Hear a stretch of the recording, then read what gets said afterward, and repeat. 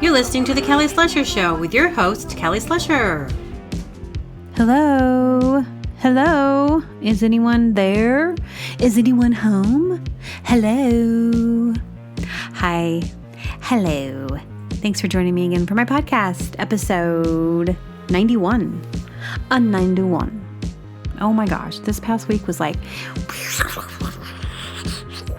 psychedelic. No, it was just so much. So much for my little brain. No, I don't have a little brain. How dare you? No. Okay. So what happened? Okay. Thanks for joining me. I'm like, okay, I gotta do a podcast. Okay, but I'm thinking about lemon cake and I'm thinking about what am I gonna sell at the farmer's market? Blah, blah, blah, blah. What am I gonna sell? Blah, blah, blah. I gotta get this thing and this thing and this thing. Okay, so things are really moving forward in my little bakey thing. I didn't really talk about this too much because, you know, like I said last episode, you just don't want to say too much, but things have been moving forward where I do think I can say a little bit more. So I basically my whole idea was I was going to certify my home kitchen and have a little bakery, like a little micro bakery. And, you know, that seems like a really simple thing. Well, I think if I lived in the city, the town, but I live in the county. And so the county makes it a lot harder. Because I know other people who live within city limits and it's just like one little certification. That's not my problem though. That's why that's taking me a little longer. And anyway, my problem was that I'm not allowed to certify my home kitchen for other reasons than, well, I'll just say this. I won't get anyone in trouble. But the landlord built my little tiny house without permits. Well, she's now in process of getting those permits, but it was going to take too long. Anyway, it was a real big bummer. And so I was like, what am I going to do? This was like my idea. It was going to be easy, simple, right? Oh yeah, just get that permitted. And then I'm good to go. And so it became this big obstacle. And I'm like, oh my gosh, I've been like working so hard at this one thing. Oh my gosh, so stupid. This is so easy. Why is this so hard for me? Okay, so what I decided to do was to just scratch the idea of a micro bakery in my little house and little cute little thing, you know. Great way to get started and go way bigger. So I'm going to be renting a commercial kitchen, doing a commercial kitchen.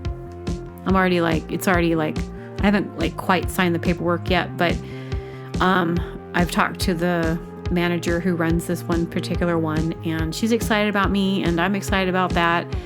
Anyway, so I've had to I think it's a great step forward for me because this is what I want to do. I love it so much, and I've been working towards Sweetie Bakester, and I love to bake, and this is what I want to do, you know? And so this whole thing is basically going to be me moving more towards, I'm still going to do events and online. That's going to be a big part of my sales. But now, because of the commercial kitchen, I've moved more into the realm of catering. So I have that ability. I will have that ability. Therefore, this girl can sell everything that she wants to sell.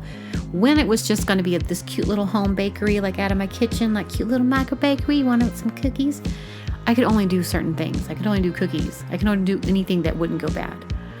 But now, I'm a big shot now. Now I can do everything. I can do all the creams, custards. I can do cream pies. I can do tiramisu, blah, blah, blah. I can do all this stuff as long as I'm smart about it.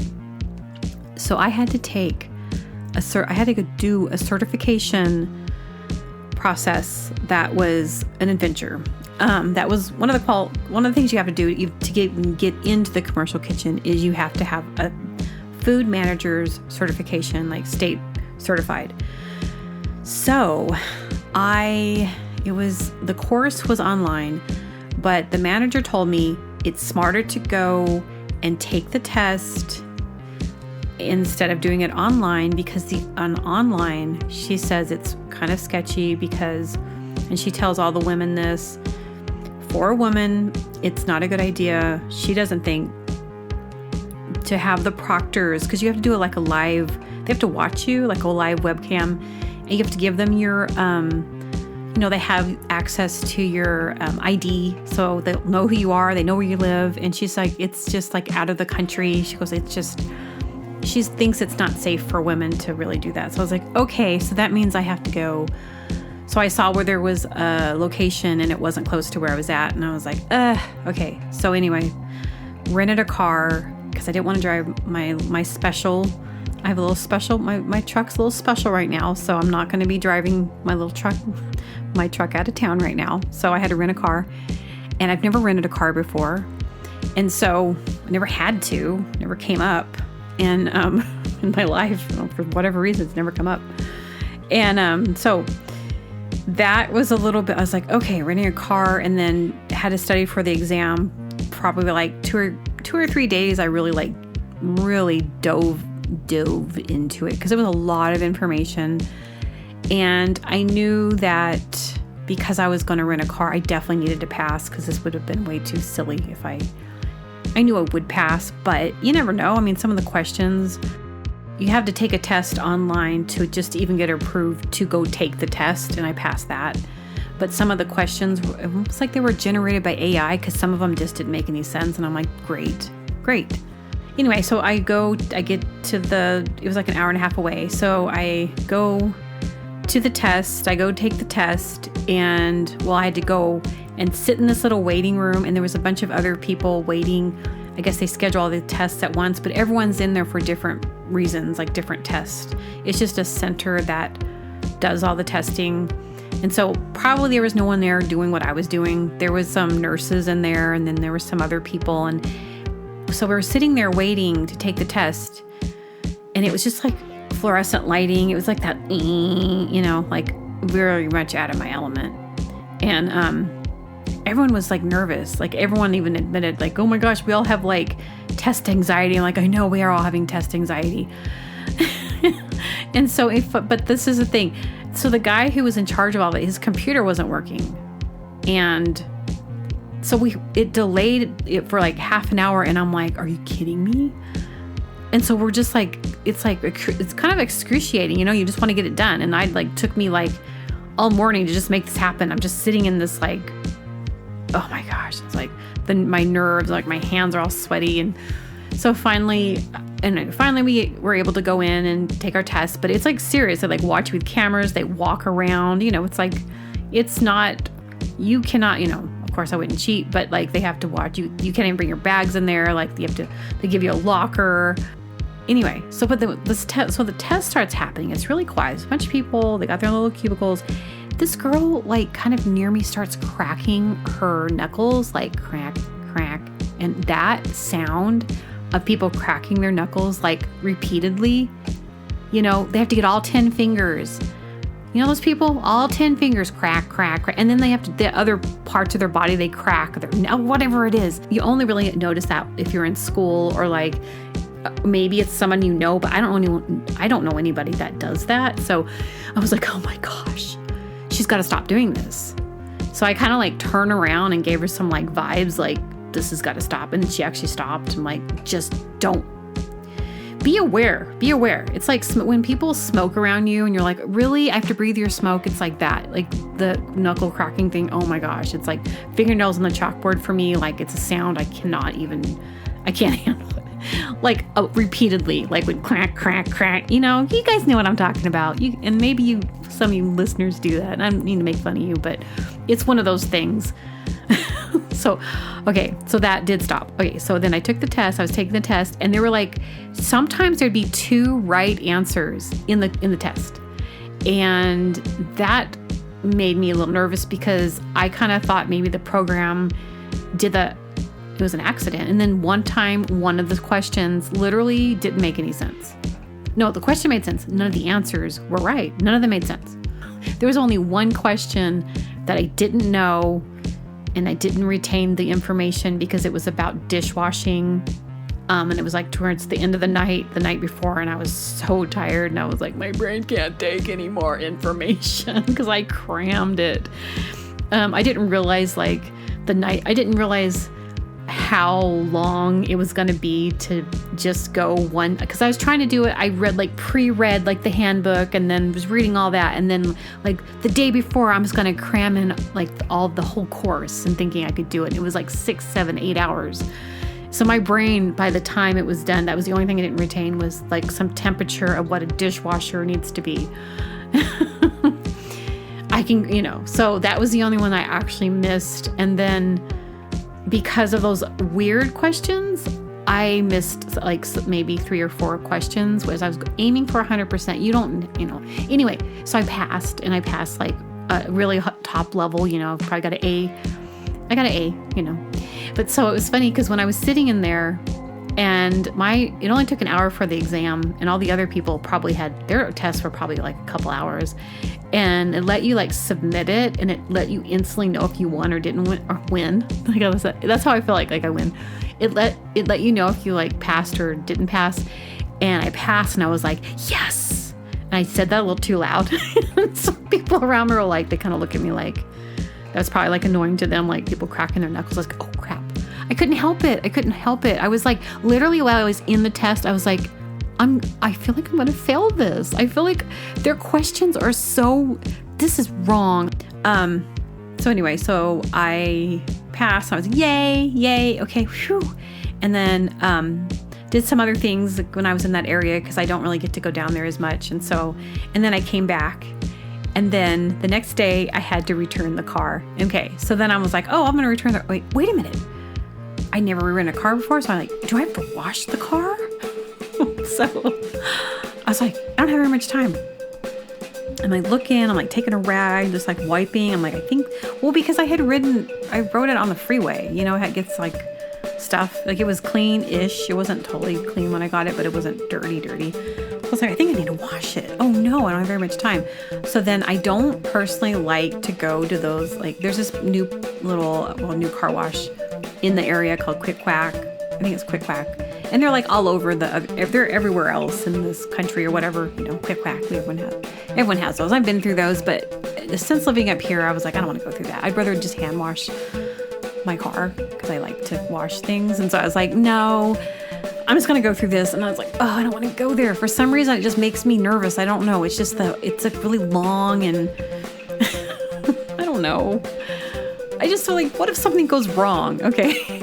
So I'm like, I'm just going to wash it. So then like I go to the thing and I get like a basic wash and like, they do that thing. And that's what makes me nervous. Like, what if you miss that little thing? Your tire can only go in that little teeny groove. What if you miss? What's going to happen? Like those are like these anxieties. So I do it. I get in there. There's things you can do, like put it in neutral, take your foot off the brake. Like they didn't really guide me. I don't know if I think maybe I've done it one time before, way in the past. Anyway, so I'm in it, right? I'm in there, I'm like, okay. And I'm having anxiety because I'm like, for some reason that this thing makes me feel nervous. Okay, it's like claustrophobia or whatever. So I'm in there because all these things are coming at you and it's like kind of rolling and I don't know. It's just like not a normal thing, I'm in there and halfway through it starts to rinse the car and rinses it. I just stop in one place, rinse. And it's like to the point where I was like, I don't think that it needs this much. I think it's rinsed. And then all of a sudden I hear like this alarm go off and the whole Quick Quack thing shut down. And I was like, oh no, I only have this much time to get the car rental back. Okay, well, I guess they might charge me for another day. I'm like having all this like panic. I'm like, oh, why'd I have to wash the car? So then it goes down and there's people, you can hear the workers talking like, trying to scrambling, like the car wash just stops. I'm like, why? Why is this happening right now? Why is this happening? I was already like having anxiety about even like going into it. And, the idea of like, what if they hurt the rental, like all these things. And so if it's my car, it's not a big deal. But so then like, because they kind of scare you when you rent a car. They're like, you better buy this and this, because if anything happens. And so I like bought all this extra stuff and you're like, and it's like huge deposit and it's like all these things. I'm like, this is for one day. So I just didn't want to mess up at all. So then it starts up again, all the lights come back on, the car starts moving again. And then like once again, the whole thing stops. There's like sirens are going off, like me, And my heart is just like, hey, hey. And then I had to calm myself down. I'm like, look, it's a car wash. I'm not dying. I don't like to get in that situation. And it's just a car wash. But the fact that it like stopped and it was like, I was like, oh my gosh, can I just go? And I was already like the whole 4 days or 3 days was a lot of just like, you know, and then so like it finally lets me go. And then it just was a crappy experience, honestly. Like the way it was like drying the car off, I feel like the car was just gonna blow away. And so then I go to the place, I drop it off, and it was fine. And my friend came to pick me up, and I was like telling her about this experience. She's like, oh, doing one of your weird things again. She thought it was weird that I washed the car. Oh, doing one of your weird things again. I was like, is that weird to wash the rental car? I don't think it was weird. I think it was like, I don't know. Is it? I don't know. If it was just like around town. But yeah, she always does that. Always has to make fun of me. That girl. But she's nice. She drove me there and then picked me up. But anyway. So it was so silly. It was like such a silly thing, but like stressful. But hey, I am now state certified, and the things that I had to learn were so disturbing that I don't think I want to eat out at a restaurant. I will. I love eating out. But okay, so restaurant workers, right? So there's restaurant workers, okay? They all have to get their food handler's license. I'm sure if you've ever worked in a restaurant, you get your food handler's license. Well, you know, it's probably like a couple hours online. It's like $15. You could do it online. There's no one watching you. There's no proctors or anyone making sure you're not cheating. And you can get it within a day, like a few hours. You got your food handlers. Maybe it's a 4-hour thing. I don't know. They tell you some things. They tell you some important things. But the manager one is like, they go so in depth with keeping everyone safe and food and all that stuff. And they go into like diseases. They go into like pathogens. They go into the different things like that are the general things that are spread if you don't do things right at restaurants. They go into cross-contamination. They go into all this stuff. And it's really in-depth because the managers are the one who are supposed to oversee the staff and make sure that those people are doing all of the things to keep people safe, because it's just like another level. Because the managers are supposed to oversee it. But I'm going to tell you, I've worked in a lot of different places throughout my life. More like, especially in the past 3 years, I've worked in different places because I wanted to get as much experience like baking. And I'm going to say, like, for the most part, most of the managers they sometimes would catch people not washing their hands and stuff for sure. Because, but I'm going to say, like, I didn't see enough of the, hey, you got to do this. Hey, why are you doing that? Hey, why are you doing that? I saw more like, oh, wait, this place, they violated that. Holy cow. This place did this. I'm like, dang. And the problem is, if it's a big deal, because, if something did happen, they trace it back to your restaurant. Like, how they find out is multiple people getting sick from one place, and then your whole business is screwed. So it's very important. And you don't want to make people sick, right? So it's kind of interesting that whole outbreak's happening right now with the diarrhea lettuce. Because the one thing I learned, the biggest thing is washing, like, how do pathogens get into food? From fecal matter. It's fecal. It can also be from vomit, but a lot of it's fecal matter. Oh, how does that happen? Because people don't wash their hands. Or don't wash their hands. That's all I can, like, that's really where it comes from, is not washing your hands. Like, it's so powerful. So part of me was like, honestly, I was like, someone like me shouldn't probably learn all this, because as I'm watching this, because I already have that in my head of like, I wash my hands. I don't wash my hands all the time, but if I come home from being out anywhere, like shopping or anything, I wash my hands. I kind of have more of that. When I was working in the bakery, I was always washing my hands. I was super paranoid about that, but I wasn't other people probably weren't as paranoid as I was. So I already had that, So I'm like, gosh, I'm learning way too much. This is going to make me paranoid. Like, I can't get paranoid. But I think when you're working on this level, you kind of need to be, because it's really like, the thing that trips me out is that like a lot of food workers, they're not getting paid very much money, minimum wage, maybe some get tips, but it's a hard job. It's really grunt. It's not a high paying job. And a lot of times there will be people who do work there because they want to be chefs and they want to like grow in that industry, and that's great. But there's a lot of people that do it because it's just what they know how to do. They can make money and they don't really have these ambitions to do much. And there's a lot of alcoholism. There's a lot of people that kind of like, the thing that bothered me the most when I was working for in the bakery and some other places throughout this time, I was working towards a goal. I had something I was doing. It wasn't just like, I'm just going to do this thing. Like, it was a bigger reason why I was there. But there were people there that didn't have that. And so there's a care and a concern that some people don't have. And it's such an important job. You're like, your life is their life's in their hands in a way. Like, it's a big deal. I don't mean to freak people out, but, really think about where you eat.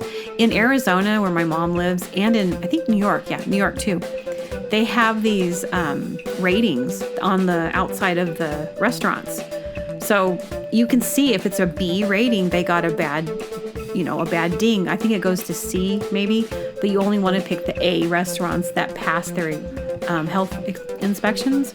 And then there's a website you can go to if you want to see everybody's health inspection violations, by the way, if you get that paranoid. Anyway, so that's where my brain has been, and it's weird. It's kind of gross. It's but it's cool because I have one more thing I have to do, and which is not a big deal. So I'm on my way there. And my band's playing a show in a month. It's our first show, and it's all, this is so interesting. It's simultaneously happening at the same exact time as I'm starting Sweetie Bakester. Okay, simultaneously, I got my band and I got my bakery, and I love the band so much that I'm willing to do this. If I didn't love this band, there's no way I would do this. Because we have to, faithfully, we practice weekly. There's only been maybe 2 times we've had to skip it. But for 4 months, we've been doing this. And, because then I have to also write the lyrics and the melodies. And I come home and I have to practice. And so sometimes I'm switching gears between the 2 things. There are 2 things I really like. And then on top of it, I'm working some other jobs to make everything happen before, as this other thing's happening. So it's a lot. And I had to tell myself today that because I wanted to join, I wanted to put something in the state fair. Because last year when I won for the peach pie, I got this, I really got this, I felt amazing. All night. I was like, I don't know. I was I want to feel that way again. But I also love the idea of, I love to win. I love to have a reason to bake. But so I just had to tell myself, no, not doing it this year. There's too many things I got to get done and get going. And I'm not doing much bigger than stuff than that. And because I have to think about everything on my booth and my foods and the getting customer, blah, blah, blah, blah. It's so much. But once it's smoothly going, I think I'm going to have a lot of fun with it. But I'm at that launch point for both things. When it rains, it pours. No, it's not raining. It's great. It's just life. It's just interesting. The band is interesting because I wasn't looking to be in a band. And then it just, all of a sudden I was like, I'm in a band now. I'm just doing this. And here I am. But it's a good band. I like it, and I'm excited about playing and what we're writing. It's expanding me, in ways I didn't really know. But I've been playing by myself for a long time, and it's good. It's good stuff. Anyway,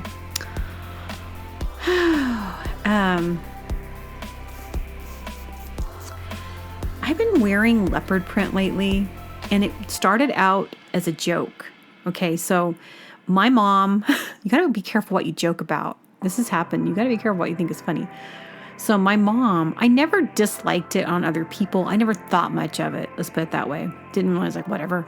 So my mom knows that I do this sketch comedy character named Debbie Nancy. Debbie Nancy. She's on the board of the HOA. She's really important, hotshot lady. Anyway, there's like videos and stuff of her, and that I've done. It's just silly. And then my mom had this box. She had like in her closet. She bought all this like really cheesy leopard print clothes. She sends me a box of this stuff, and it's bad. It's like vests. You know, it's like the style itself is just like business mom. I don't know what they are. Just like perfect for her. But there was this one pair of pants in there, and I was like, hey, these are cute. I put them on. I'm like, these look good on me. So it started it. I was like, I like this. And so now I'm like really like leopard print. But I'm thinking leopard print mixed with like polka dots.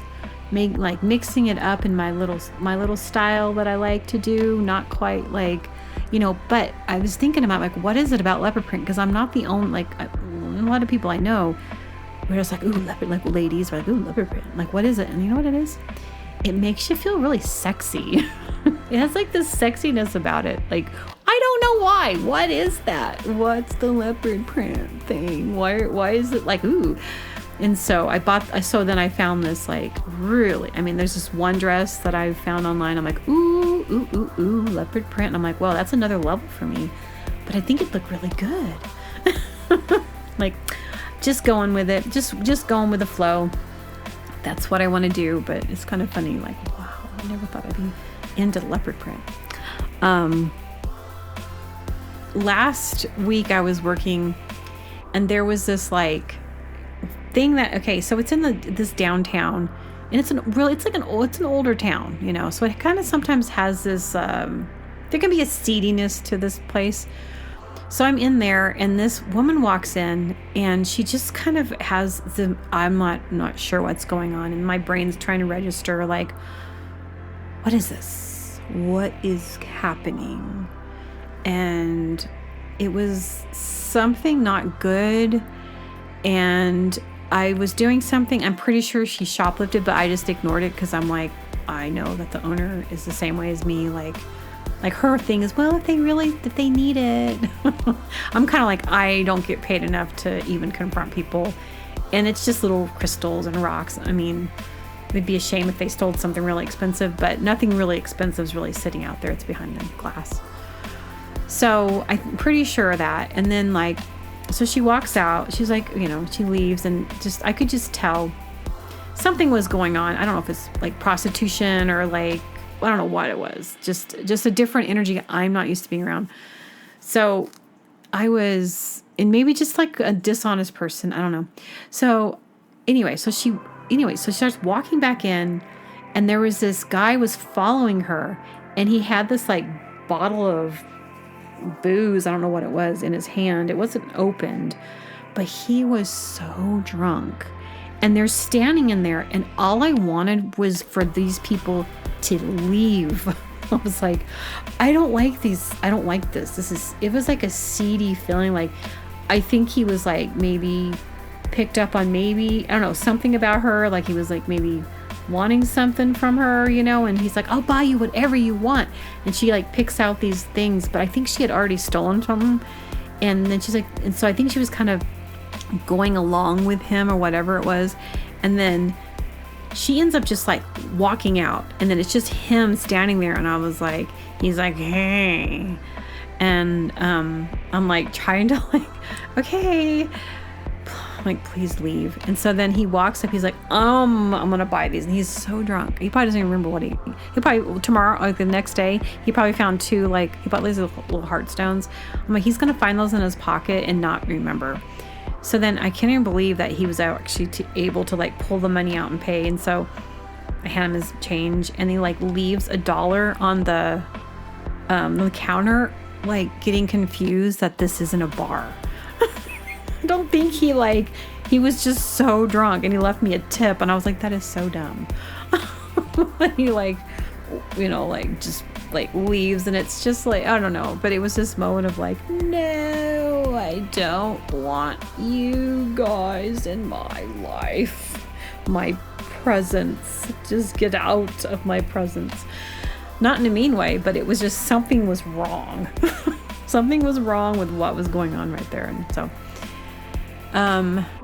generally when I'm working there, it's pretty tame. You got a lot of out of town people, and like people that come in, they're like, I really need this like this, you know, I need something for wealth and I need for love, and, you know, like all these like things. And I'm like, oh, here, this, you know, but nothing that exciting really. But it's kind of cool because it's getting me back into helping customers, because that's going to be the basis of what I'm doing with my Sweetie Bakester, is helping people, helping customers. So it gets me back into this thing of helping customers. I don't have any jokes for you. I'm just coming on here because these, like I said, the band and Sweetie Bakester, they're happening at once. So it's kind of a handful in my life. And I also love my podcast. So I'm just going to do it and just share my adventures, my stories, and like where I'm at, and keep doing it. And then I'm sure I'll have time to sit down, but it's going to keep going. Gonna keep doing this because I love you guys. I love my podcast, and it's so much fun. We're just normal men. We're just innocent men. So if you know the normal men thing, some people know the normal men thing, some people don't know the normal men thing, but it's a ongoing little thing that me and my band, we giggle at, the giggle.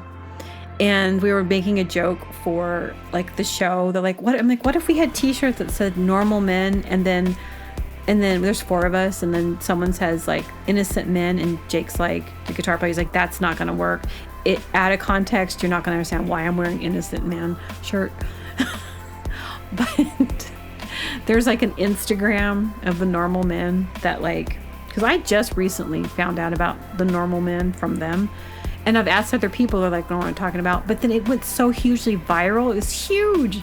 I don't know if it's just because it was a UK thing, but there's an Instagram page where it's just every single day they just upload the same clip, the normal men clip. So if you haven't seen it, go look at normal men. We're just normal men. It's so good. It never gets old. So like, you know, if I'm feeling something stressing me out, you know, we're just normal men. Okay. I'll talk to you guys later. Thanks for listening. Okay, bye.